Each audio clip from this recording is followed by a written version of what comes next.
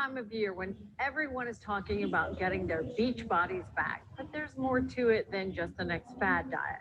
This morning, we have nutritionist and dietitian Rebecca Subaya with us to talk about nutrition, diet, and healthy living. Good morning. Good morning. So first of all, let's talk about the pros and cons of diet trends.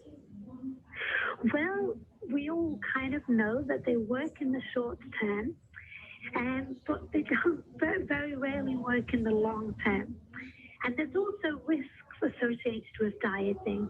And I would say some of the main risks are every time you fail at a diet, and the diet is a restrictive eating plan, it could be keto, low carb, all these new things that keep coming all the time, make the person feel like they have failed, and it erodes the self-esteem, but it's really the approach that has failed them. Interesting. So how successful is frequent or restrictive dieting in maintaining weight loss? Unfortunately, it isn't very successful. The research shows if we look at the people who did the Biggest Loser competition, after 6 years, the average weight loss was about 58 pounds. But looking back, 41 of those pounds have been regained. And research also shows that about 20% of people are able to keep weight off that they've lost in trials long term. But that leaves 80% that are unable to do that. So does your weight really indicate how healthy or unhealthy you are? I would say this is complex. Weight is one factor of many that can influence our health.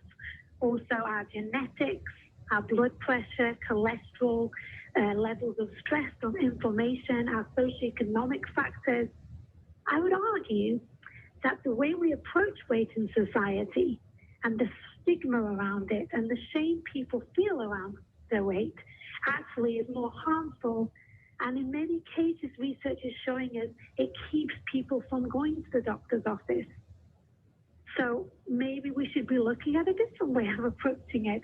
Maybe looking at a model called Health at Every Size, that at its core takes the focus off body size, but focuses on behaviors that promote health and well-being.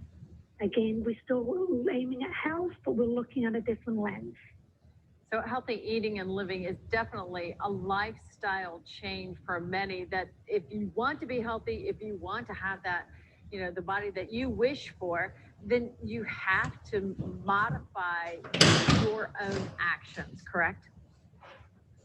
It's about knowing that you're worthy, you're important, and you need to be taken care of the same way we would take care of our pets, our loved ones. We are worth caring for, and our body needs to be taken care of. It's our earthly home. All right. Thank you so much for being with us. Thank you.